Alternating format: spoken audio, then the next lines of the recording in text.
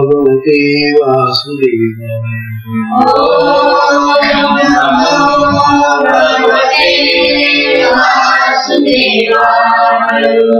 ओम नमो भगवते वासुदेवाय। ओम नमो भगवते वासुदेवाय। ओम नमो भगवते वासुदेवाय। सद्गुरुनाथ महाराज की जय। अवधूत चिंतन श्री गुरुदेव दत्त। परम पूज्य श्री सद्गुरु स्वामी शिवानंद महाराज की जय।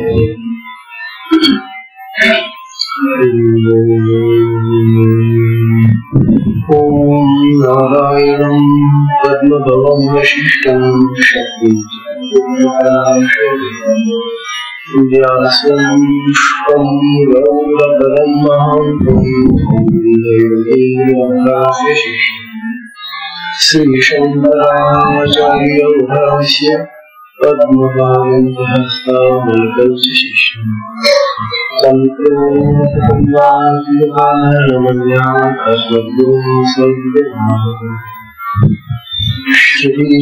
श्रीपुराणालयं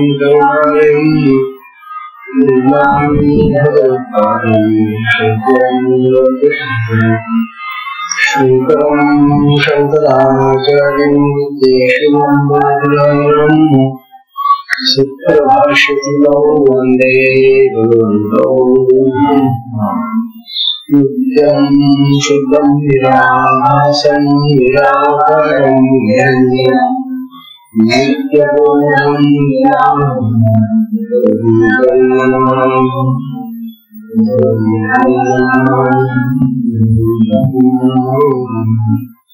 ईश्वरो गुरुरात्मेति मुक्तिवेदविभागे व्याप्तदेहाय दक्षिणां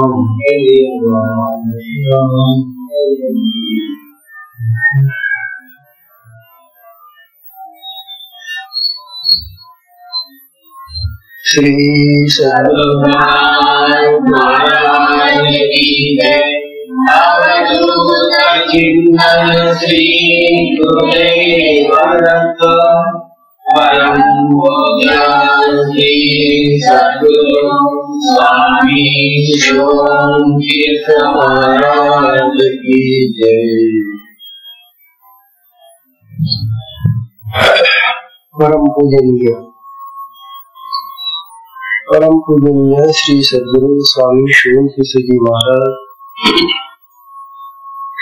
यांच्या असीम कृपा प्रसादाने हा शक्तिपात मार्गाचा सत्संग सुरू आहे। सत्संगामध्ये विषय चाललेला आहे साधकाला येणारे निळ्या प्रकारचे अडथळे। साधनेत बसल्यानंतर साधकाला अनेक प्रकारचे प्रतिबंध अडथळे आणि विघ्न येतात आणि अशा अडथळ्यांनी विघ्नांनी त्याची साधना बंद होते किंवा मंद होते। अशा वेळेला या विघ्नांना दूर करता आलं पाहिजे, हालता आलं पाहिजे। जवळजवळ आपल्या आतापर्यंत 14 विघ्न होऊन झालेली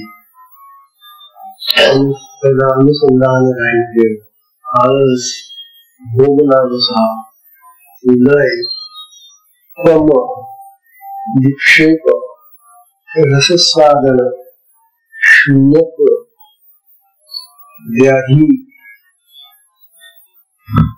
संशय, प्रमाद, भ्रांती दर्शन, अलब्ध भूतत्व, अनवस्थितत्व, दुःखाचा आघात,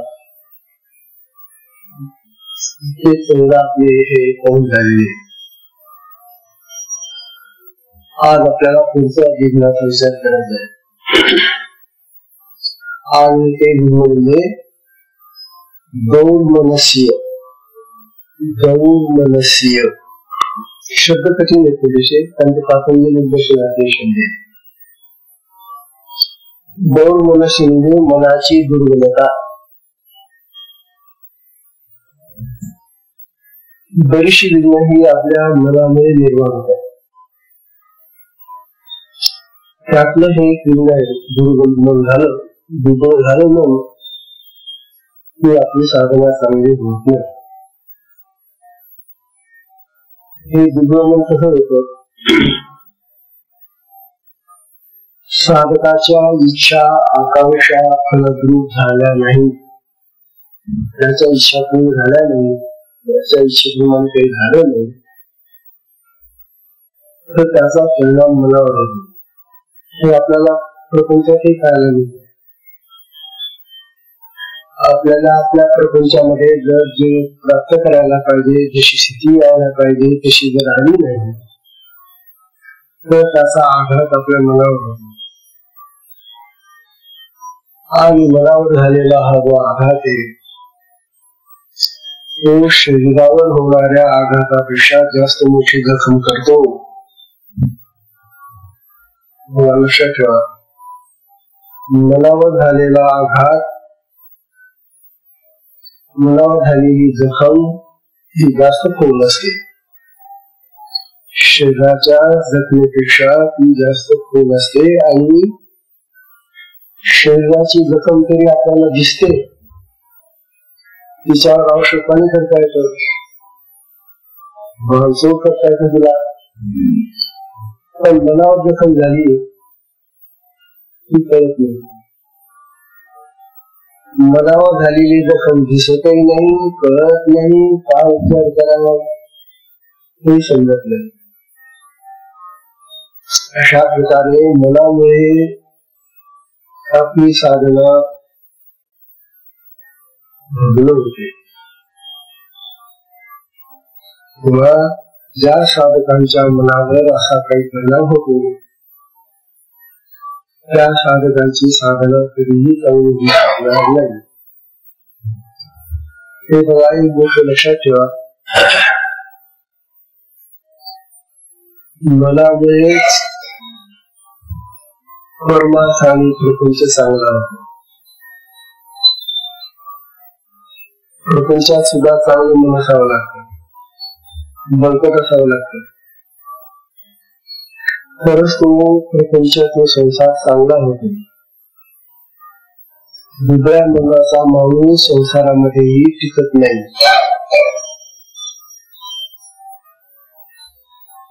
मग तो परमार्थात कसा टिकेल? म्हणून मनाला बळकट करा, मन कमकुवत होऊ देऊ नका. तेव्हा मनावर औषध नाहीये फारशी, जी असतात ती ते जे डॉक्टर मानसिक रोगी असतात ना, डॉक्टर ते त्यांच्या कल्पनेप्रमाणे खर्चाप्रमाणे देतात. शरीराचं तरी तपासणी करता येते, शरीराच्या रोगाला काहीतरी निराळ्या प्रकारचे उपचार असतात. परंतु हा जो मनाचा रोग आहे किंवा मनाचा आघात आहे, याला दुरुस्त करण्यासाठी निश्चित असं औषध नाही. कल्पनेने मग ते लोक हे देऊ का, ते देऊ का, हे करू का, हे करू का, हे करू का, अशा तऱ्हेनं त्या मनाला दुरुस्त करण्याचा प्रयत्न करतात. ही गोष्ट लक्षात ठेवा की मनावर होणारा जो आघात आहे किंवा जी जखम आहे मनाची, ही मनुष्य आयुष्यात कधी विसरू शकत नाही. शरीराची जखम आपल्याला कितीतरी होतात, हाताला लागतं, पायाला लागतं, डोक्याला लागतं. शरीराची जखम आपण विसरून जातो कधी बरी झाली की, मनाची जखम तर काही विसरू शकत नाही, कारण ती इतकी खोल असते. ती सूक्ष्म मध्ये जखम आहे ना हो, आणि सूक्ष्मामध्ये ती किती खोल जाते कोण असते. म्हणून ती मनाची जखम आपल्याला आयुष्यभर शिरते, आठवण देते. बघा, एखाद्या माणसाने तुम्हाला शिवी दिलेली असते ना, तो माणूस पाहिला की तुला आठवण येते.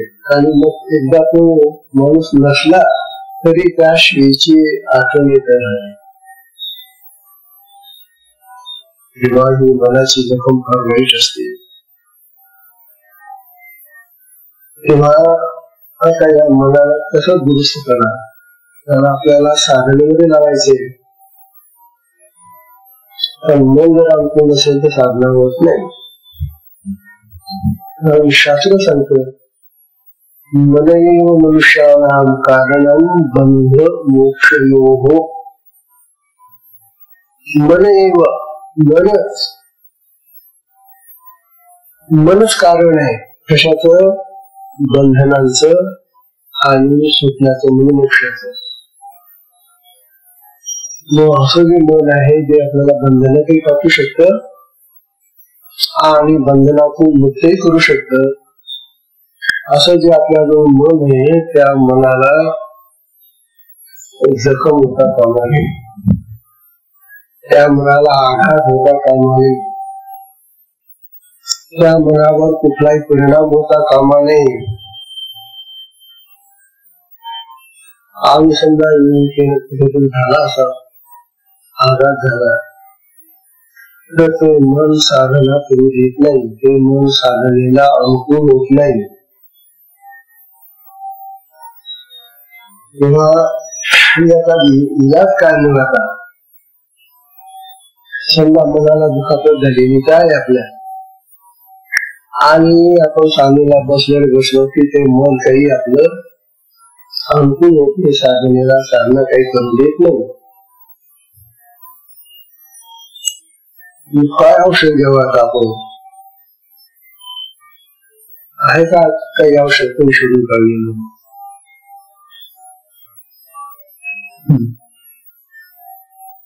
तेव्हा मनाला एक छान औषध, सोपं औषध आहे. सद्गुरु वचने, संत वचने, महात्म्यांची वचन थोडे पाठ करून ठेवा.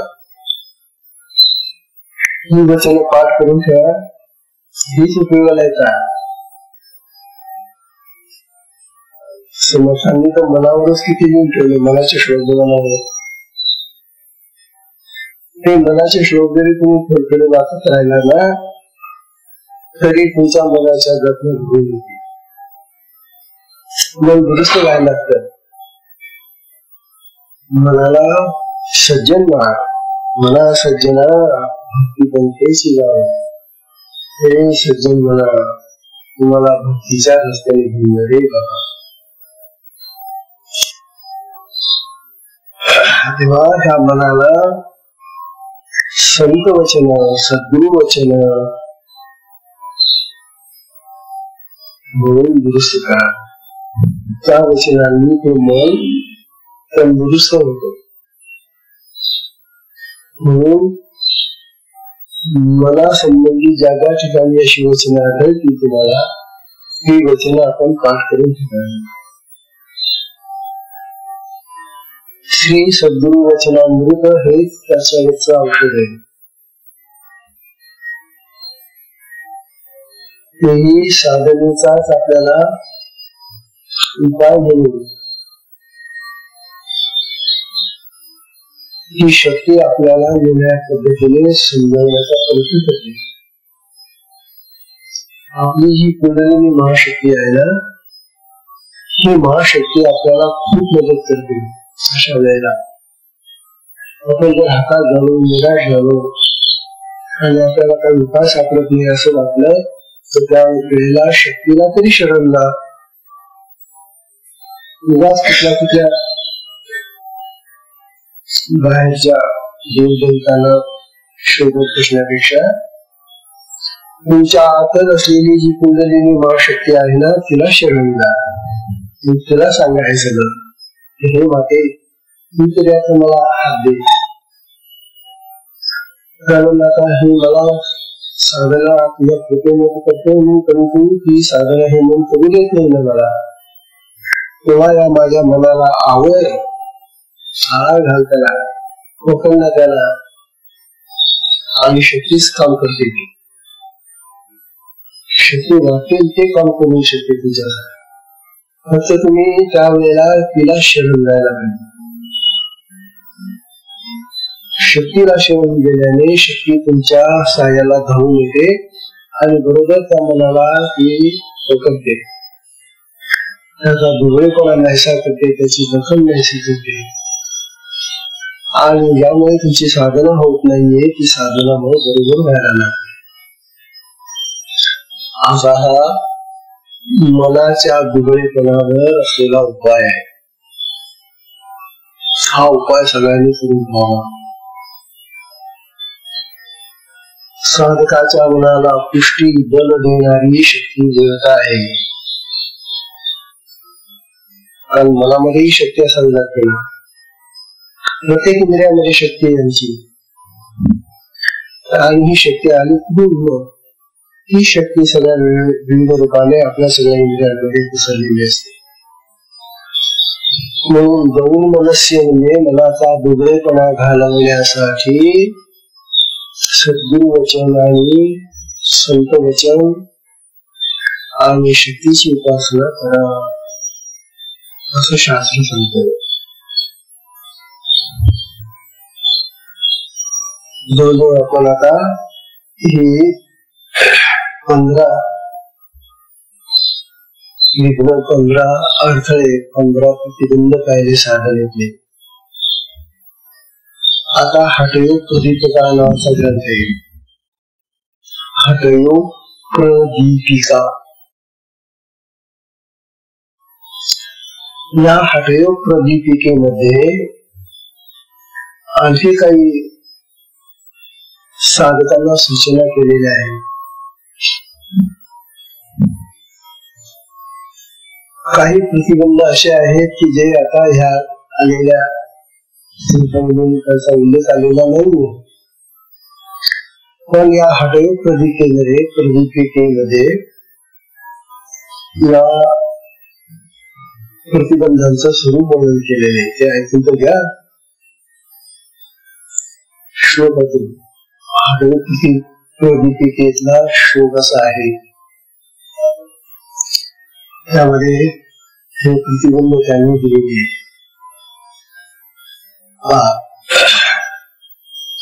अत्याहारः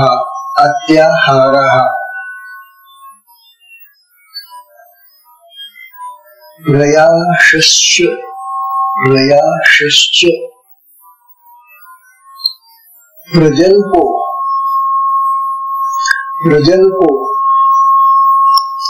नियमग्रह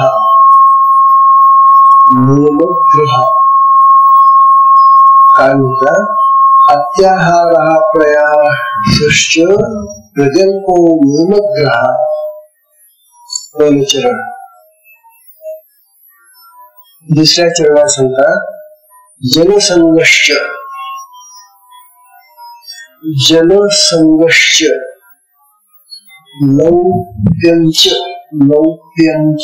लौप्य षड्भी योगी विनश्यति.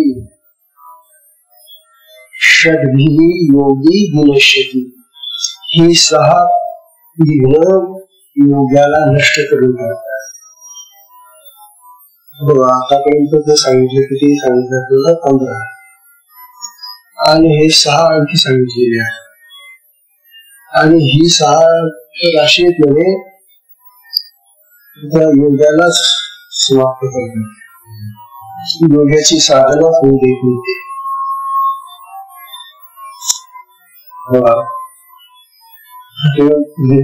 श्लोक सुद्धा तसा. अत्याहार हा पहिला विघ्न आहे. पहिलं विघ्न आहे अति आहार, खूप खाणं. साधना करायची असेल तर साधकाने अल्प आहार घ्यावा. ठीक आहे, कष्टाचं काम करत असा खा, पचवा ते, थोडी विश्रांती घ्या. जेवण्याबरोबर साधनेला बसायचं नाही. त्यावेळेला पोट भरलेलं असतं, पोटामध्ये भरती झालेली गोळा. अशा वेळेला जर साधनेला बसला आणि क्रिया सुरू झाल्या तर तो गोळा तुमचा घेऊन जातो आणि तो व्यवस्थित राहत नाही. म्हणून जेवल्याबरोबर कधीही साधना करायची नाही. 2 तास मध्ये जाऊ द्यावे.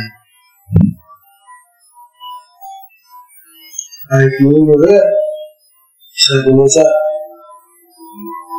जेवण काढलेले साधनेला बसला ते काढला.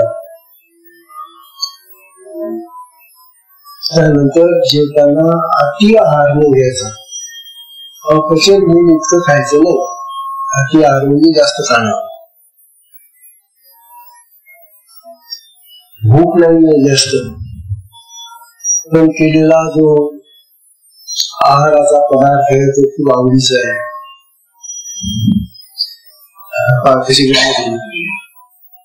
भूक नाहीये आणि जो का पदार्थ तुम्ही केलेला आहे तो याला फार आवडतो. मग हा मागतच राहतो, द्या आणखी थोडस. अरे बस ना आता, पुढे झालं तुला तर भूक नव्हती ना, आणि भूक नसताना तू पुन्हा पुन्हा मागतोय. म्हणजे हा अति आहार तुला. अति खाणे भस्मात जाणे अशी म्हणे आपल्याकडे. जो जास्त खातो ना तो लवकर मरतो.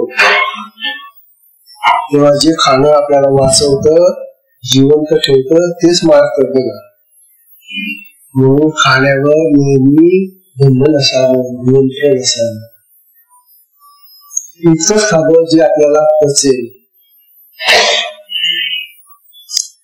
तेव्हा अति आहार म्हणजे भूक नसतात जास्त खाणे.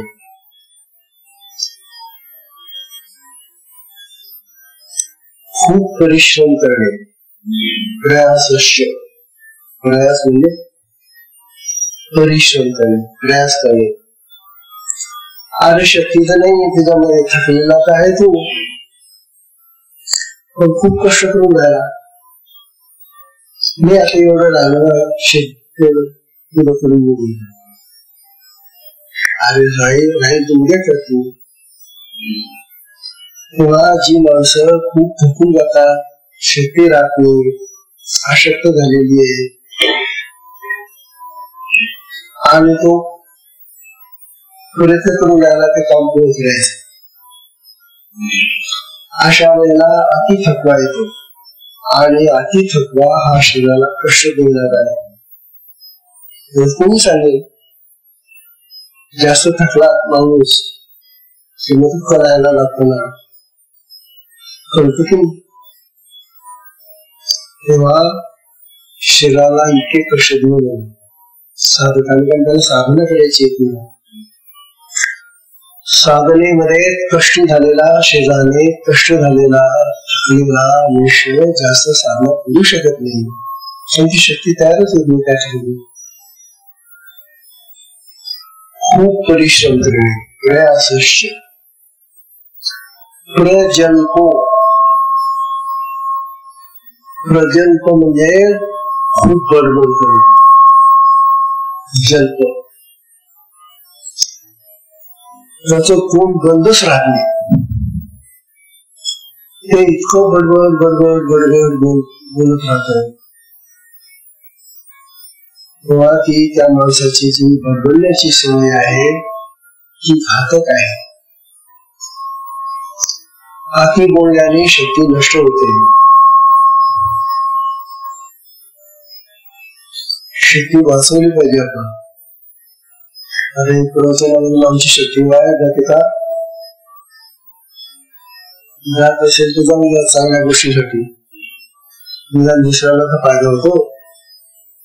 परंतु प्रवचनाने शक्ती निश्चित जाते, धोका येतो.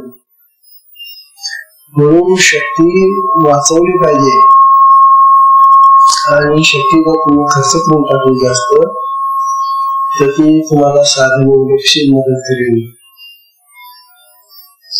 तेव्हा अति बोलण्याने अति बडबड करण्याने शक्ती वाया जाते. बडबड करू नये. काही लोकांचे नियम असतात, कडक नियम. नाही बा आम्ही आमचे नियम पाळणार. काय थंड पाण्याने स्नान करणं ठीक आहे, उन्हाळ्यामध्ये छान नियम. पण थंडीचे दिवस आहे, त्यात थंड पाणी आहे आणि बाहेर थंडी आहे. अशा वेळेला तू तो हात धरून बसला की थंड पाण्याने स्नान करेल. त्याचा परिणाम तुझ्या देहावर होणारच ना. थंड पाण्याने त्या शरीराला गारठा निर्माण होतो, उष्णता कमी होऊन जाते शरीराची. शरीराचं टेम्परेचर कायम राहिलं पाहिजे. डॉक्टर सांगतो तुम्हाला, बघा तुम्ही डॉक्टर आधी थर्मामीटर लावतात. एखाद्या रुग्णाला पायाला लागेल की आधी त्याचा ताप मोजतात. हे जर नॉर्मल असलं टेम्परेचर तर मग डॉक्टरला बरं वाटतं आणि आपल्याला बरं वाटतं नॉर्मल टेम्परेचर. तेव्हा हे जे नॉर्मल टेम्परेचर आहे नेहमीच ते राहिलंच पाहिजे. परंतु याच्या हट्टाने हा थंड पाण्याने स्नान करतो संगीत सुद्धा. मग ते नॉर्मल टेम्परेचर राहील कसं, ते खाली होऊन जातं, ते कमी होऊन जातं आणि शरीरामध्ये भोवणी भरते. मग आणि मग या भोवणीमुळे काय होईल कोणास रात्री बसते करायला. थंडीचे रोग असतात हे निर्माण होत. म्हणून असा हट्ट धरू नये की मी अमुक पद्धतीनेच राहील. जी ज्या वेळेला जशी परिस्थिती असेल तसं वागावं, हा नियम एक आहे. जसं हवामान आहे, जशी परिस्थिती आहे, जशी व्यवस्था आहे त्याप्रमाणे राहावं. त्यानंतर काही लोक खाण्यावर हात बंधून ठेवतात. ते म्हणतात मला जेवायचंच नाही, खायचंच नाही. एक अतिशय खात होता, आता हा याने नियम केलाय की मला थोडसच पाहिजे, एवढंच पाहिजे, मोजून घास खात होते. ते 5 किंवा 10 घास खाल्ले झालं बा आपल्याला आणि काय पोटात भूक असते. नियम करून ठेवलेला आहे 10 घास खायचे. काही लोक चांद्रायण व्रत करतात. चांद्रायण व्रत माहिती का तुम्हाला? चांद्रायण व्रत असे प्रतिपदेच्या दिवशी चंद्राला एकच कला असलेला एकच घास खायचा. गीतेला 2 घास खायचे, गीतेला 3 घास खायचे, चतुर्थीला 4 खायचे. अशी एक घास वाढवत जायचा आणि पौर्णिमेला फक्त 15 घास खायचे. आणि पौर्णिमा संपली की मग त्याला कमी द्यायला लागतात. मग एक घास कमी करायचा. पुन्हा पौर्णिमेला 15 घास खाल्ले की मग पुन्हा चतुर्दशीला 14 घास खायचे. अमावस्याला काहीच खायचं नाही. आता हा जो चंद्रायणाचा प्रकारे व्रत येते, ठीक आहे, व्रत ज्याला करायचं असेल त्याने करावं काही लाभासाठी. परंतु साधकाने अशी व्रत करायचं काही करावे. साधकाने आपलं शरीर धष्टपुष्ट ठेवलं पाहिजे. शरीराला जेवढा आहार आवश्यक आहे तेवढा द्यायलाच पाहिजे. म्हणून अति कमी खाणं सुद्धा चांगलं नाही, उपाशी राहणं चांगलं नाही, जास्त उपवास करणं चांगलं नाही. उपवासाचे नियम आपल्यासाठी नाही. ज्यांना करायचं असेल ज्यांना करू दे. तुला साधना करायची ना, मग साधनेसाठी उपवास चालणार नाही. त्यांची साधना ढवळून काढते सगळं शरीर. मग अशा वेळेला उपाशी राहून चालणार नाही. तेव्हा खूप कमी खाणंही चांगलं नाही, खूप जास्त खाणंही चांगलं नाही, मध्यम खा.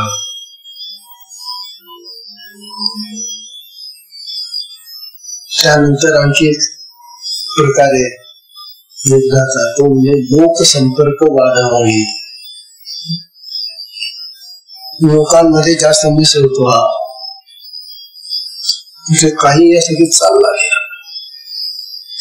गर्दीमध्ये जातो, गर्दी फार आवडते.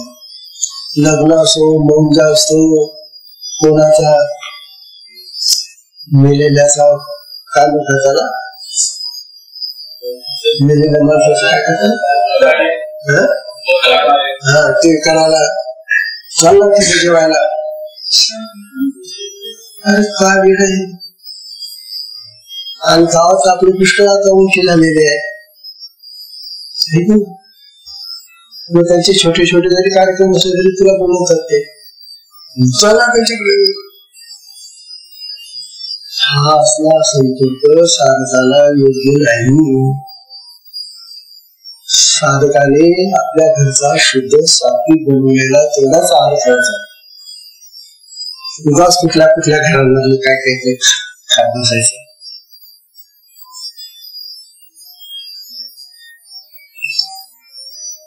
म्हणून तर आपली उन्नती होत नाही. हे असलं कुठलं कुठलं कुठलं काही खात बसायचं आणि अन्नाचा परिणाम शरीरावर मनावर होतो ना. आधी अन्नाचा परिणाम मनावर, कारण अन्नापासूनच आपलं सगळं शरीर आणि मन इंद्रिय तयार झालेली आहेत. ज्या प्रकारचं तुम्ही अन्न खाल त्या प्रकारचं मन बनतं, त्या प्रकारचं शरीर बनतं.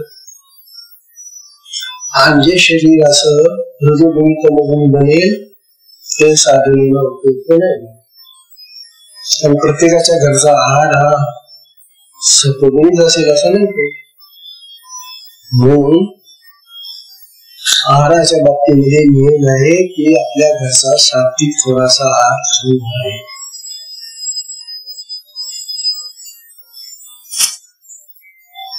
तेव्हा लोकांमध्ये मिसळायचं नाही, गर्दीमध्ये घुसायचं नाही, गर्दी करायची नाही. लोकांना खूप गर्दी आवडते म्हणून आपण लोकांमध्ये जाऊन बसायचे. साधकाला ह्या गोष्टी त्याज्य आहेत. लोकसंपर्क नको, आवश्यक तेवढा संपर्क ठेवावा. आवश्यक जेवढा लोकसंपर्क आहे तेवढा ठेवावा, पण उगाच संपर्क वाढवू नये. त्यामुळे मन पसरत. जितक्या तुमच्या जास्त ओळखी तितक्या ठिकाणी तुमचं मन भटकणार. हे तर खरं की नाही. गावामध्ये समजा तुमची सगळी दुकान ओळखीची आहेत, सगळे कापडवाले, भांडेवाले, काय नाना प्रकारचे दुकानदार आहेत, त्यांच्या ओळखी आहेत. शेतकरी आहेत, कामगार आहेत, आणखी शिक्षक आहेत, काय नाना प्रकारचे लोक आहेत. या लोकांमध्ये तुमची सगळ्यांची जर ओळख असली तर तुमचं मन प्रत्येकाकडे भटकेल ना. आणि मनाला अशा तऱ्हेने भटकण्याची सवय लागली की ते एकाग्र होत नाही. म्हणजे अति संपर्क वाढवू नये, गर्दीमध्ये जाऊ नये. कठीण आहे आवरण.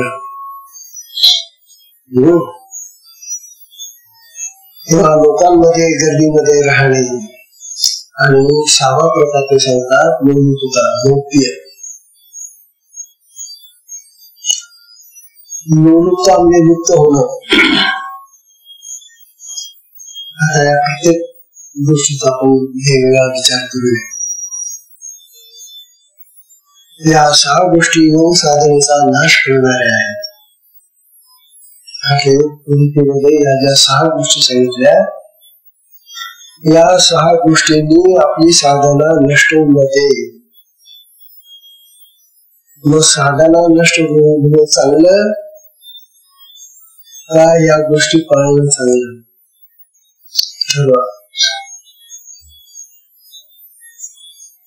आता पहा एक एक गोष्टीचा विचार करूया. शक्तिपात साधन करणाऱ्या साधकाने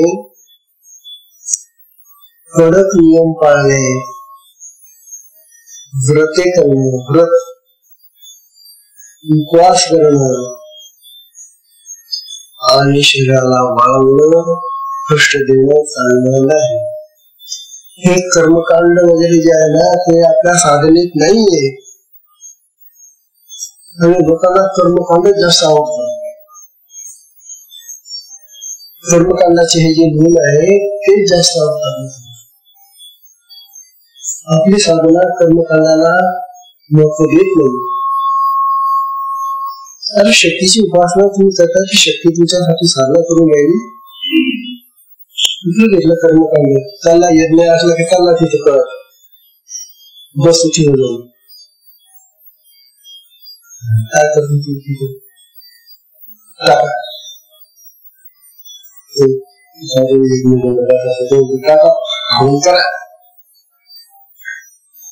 यज्ञाचं काही येत नाही, काही माहिती तर काही नाही, नंतर तर काही येत नाही.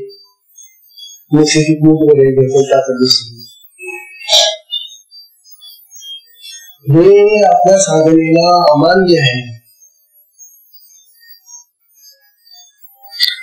आपली साधना इतकी उच्च साधन आहे, याच्यामध्ये कुठल्याही तऱ्हेची हानी नाहीये काही.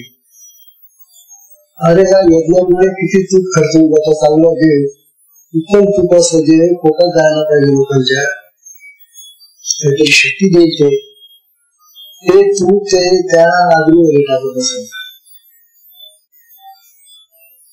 म्हणून कर्मकांड आपल्या साधनेला मान्य नाही. तेव्हा कडक नियम करणं, उपवास करणं, व्रत करणं, शरीर वाढवणं चांगलं नाही.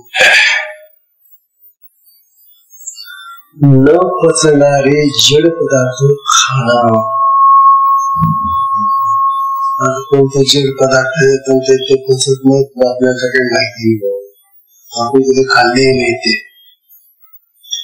खात बसत. जड पदार्थ जड पदार्थ खाऊन जीर्ण होऊ देता कामा नये. पचेल इतका मोजका आहार घ्यावा. जेवताना आग्रहाला बळी पडून जास्त खाऊ नये. ते म्हणणार ते बिचारे आग्रह करणारच, घ्यावं थोडस घ्यावं, ते घ्यावं करत करत थोडं थोडं वाढतच जातात. तेव्हा अशा आग्रहाला बळी पडायचं नाही. त्यांना स्पष्ट सांगायचं की बा हे करून जाईल मग खाणार नाही बरं, तुम्ही शाळा आवडतो. नंतर मग अजीर्ण होतं, पोट दुखायला लागतं, पोट दुखी सुरू होते. आणि जर का पोट दुखायला लागलं महाराज मग तुझी साधना होईल का? कशी पोट दुखी साधना होती. पोटाचे विकार अनेक प्रकारचे असतात आणि हे सगळे खाण्यापासून तयार होतात. पोटाला होणारे रोग हे खाण्यापासूनच होतात. पोट कुठं बाहेरचं घ्यायला मागचं का त्याचं लिखित काही, पण आपण त्याच्यामध्ये भरत असतो. आणि म्हणून पोटाला विकार झाला, पोटाला काही आजार झाले, मग त्याचे औषध खाऊन ते डॉक्टरकडे अन्न नलिकेला नाना प्रकारची छिद्र पडतात, अन्न नलिका दूषित होऊन जाते. काय नाना प्रकार आहे. मी आता काही सांगत नाही. हे मध्ये सगळं वर्णन आलेले. पोटाचे आजार अति खाण्याने, अति तिखट खाण्याने, अति खारट खाण्याने होतात. त्यामुळे साधना चांगली होत नाही. जडता आणि आळस ही अति खाण्यामुळे निर्माण होतात. जो मनुष्य जास्त खातो त्याला जास्त आळस येतो. आळसामध्ये साधना होत नाही. अति खाण्याने निर्माण होतो आळस, ज्यामुळे शरीराला खूप परिश्रम होतील असं धावणं, पळणं, जड वजन उचलणं, ओझी उचलणं, त्यामुळे शरीराला थकवा येतो. अशी जी कष्टाची कामं असतात या कष्टाच्या कामाने शरीराला थकवा येतो.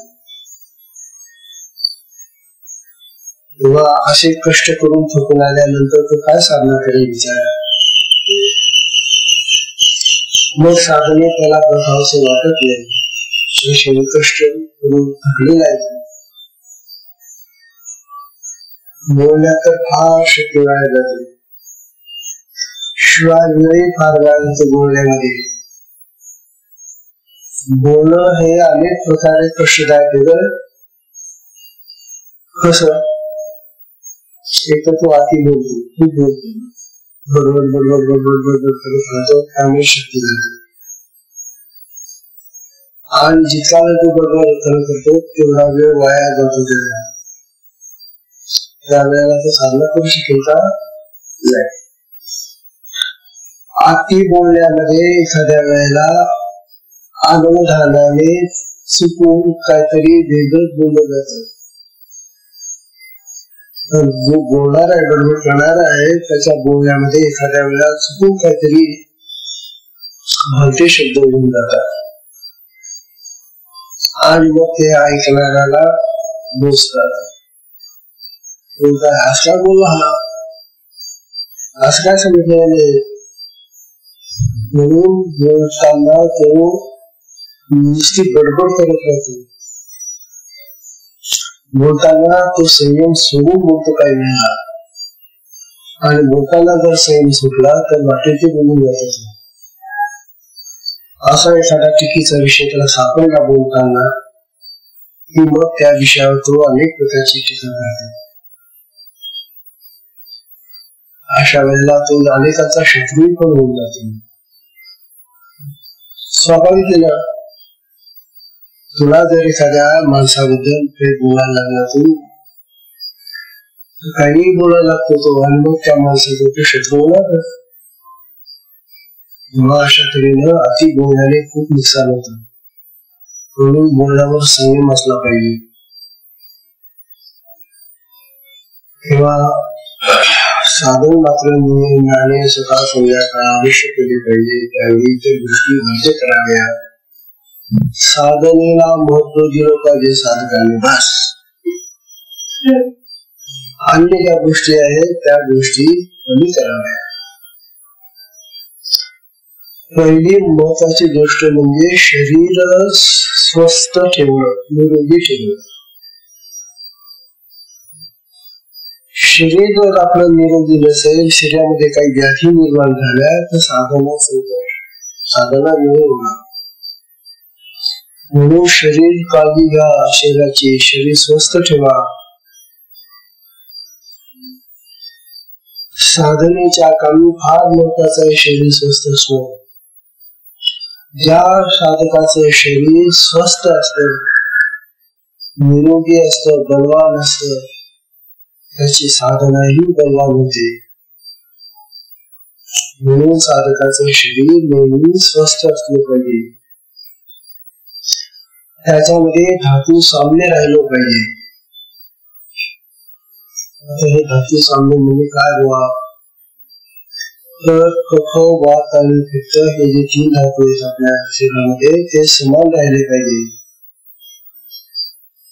कफ वाढला की मग खोकला लागेल, पित्त वाढला की अंगावर काहीतरी उठेल, वात झाला की शरीर दुखणं होईल. म्हणून कफ, वात, पित्त या धातूंचं साम्य ठेवलं पाहिजे. ब्रह्मचर्य पालन केलं पाहिजे. स्त्रियांच्या संगतीमध्ये फार बोलणं आणि फार वागवणं बरं नाही. त्याच्याशी फार वादविवादही न करणं पाहिजे. कामापुरतं बोललं पाहिजे. आपली आर्थिक स्थिती पाहून घराकडे लांबचा प्रवास करू नये. भरपूर त्याला आपल्याला जायचं अमुक ठिकाणी, चाललंय. तेव्हा अशा तऱ्हेनं लोकांच्या भडकवण्याने, लोकांच्या सांगण्याने आपली परिस्थिती पाहून आपले शरीर होऊन करावं. अति भटकल्याने काही फायदा होणार नाही.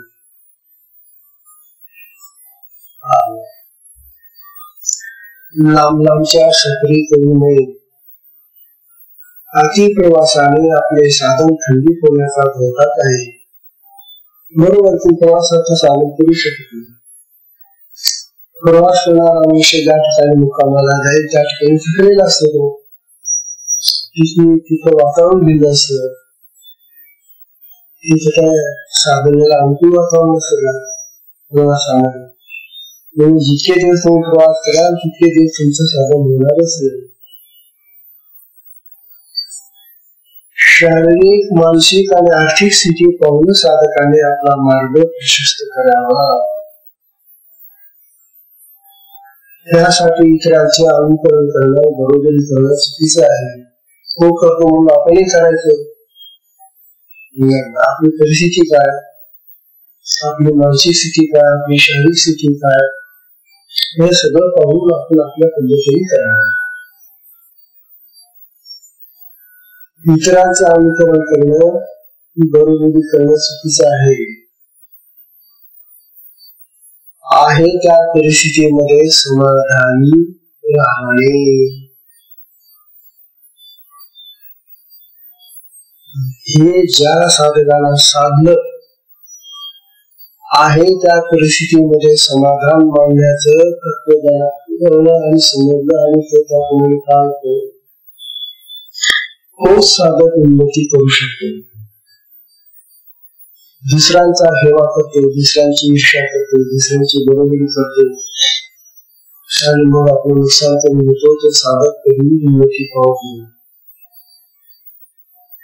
मग व्यवहार फार गुंतागुंतीचा होत होता आणि व्यवहारामध्ये गुंतागुंत झाली.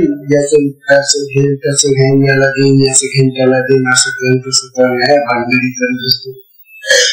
आणि जर तुम्ही त्या भानगडीमध्ये अडकला, ती गुंतागुंत सोडवता आली नाही, मग फसत तिथेच बसतो. म्हणून साधकाने या असल्या भानगडीमध्ये कामू नये. व्यवहार फार गुंतागुंतीचा आणि मनस्ताप वाढवणारा नसावा. जनसंपर्क फार वाढू नये. उगाच लोकांची ओळखी करण्यात काही अर्थ नाही. आपल्या कामापुरत्या अवश्य असाव्या बस. सगळं जग खूप मोठं आहे. मग सगळ्यांची ओळखी करतच नका गावातल्या. हा पण हवा, तो पण पाहिजे, हा पण पाहिजे, हा पण पाहिजे, आपल्याला हा पण पाहिजे, पण पाहिजे. काय गरज आहे तुला? ही गोष्ट नातेवाईकांची होते. एवढे एवढे लांब लांबचे नातेवाईक कसं, आता एकाकडे नातेवाईक म्हटलं की त्याला परिवार असतो. त्या परिवारात त्याचे परिवार असतात. असे छोटे छोटे छोटे छोटे नाते खूप लांब जातात. त्या छोट्या छोट्या नातेवाईकांना ओळखत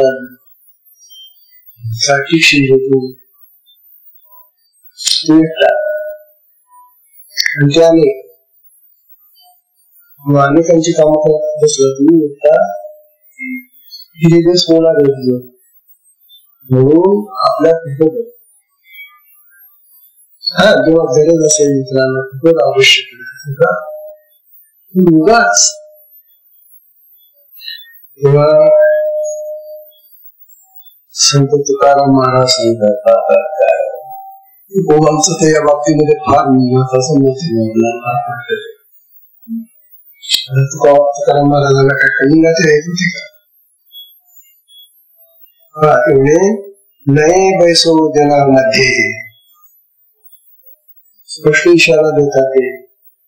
अरे तुला भक्त व्हायचंय ना विठोबाचा, जर कोणत्याही देवाचा भक्त जर होणार असेल तर तू लोकांमध्ये बसवणार आहे. आणि हे लोक तुला बिघडून टाकतील. कारण लोक चांगलेही आहेत आणि वाईटही आहेत. लोक चांगलंही खातात आणि वाईटही खातात, चांगलंही बोलतात वाईटही बोलतात. मग अशा लोकांमध्ये बसून तुझं काय भलं होणार? म्हणून तुकोबांनी स्पष्ट सांगितले की नाही बैसो जनामध्ये, साधकाने लोकांमध्ये बसले दुस्संग सर्वथैव त्याज्या, आणि वाईट संगती तर पूर्ण सोडली पाहिजे. असले ते आपले नातेवाईक दूरचे कसे काय, पण ते जर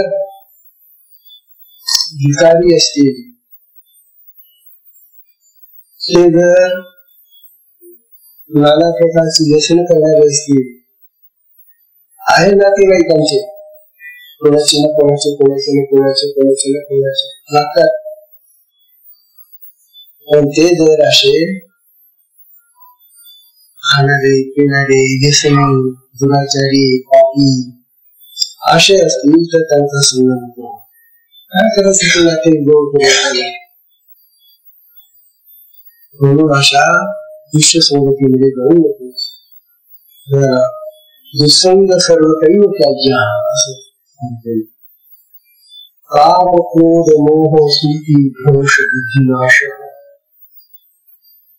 याच्याने काय होईल म्हणे, असे जर वाईट संगतीत तू गेलास तर तुझ्या चित्तामध्ये काम वाढेल, क्रोध वाढेल, मोह वाढेल, स्मृती भ्रंश होईल, बुद्धिनाश होईल, सर्वनाशक कारण आणि मग या सगळ्यांनी मिळून सगळ्या तऱ्हेने तुझा सर्वनाश होईल. तेव्हा फार गर्दी जमू नको. हा नारद भक्ती सूत्राचा उद्देश आहे. नारदांनी हा सुंदर उद्देश केला. सूत्र लिहिले नारदांनी, नारद भक्ती सूत्र म्हणून हा प्रसिद्ध ग्रंथ आहे. त्यामध्ये फार सुंदर लिहिलेले आहे.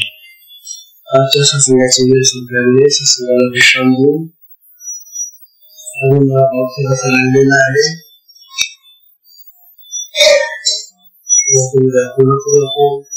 सत्संगाला विश्राम देऊ. हरि ओम.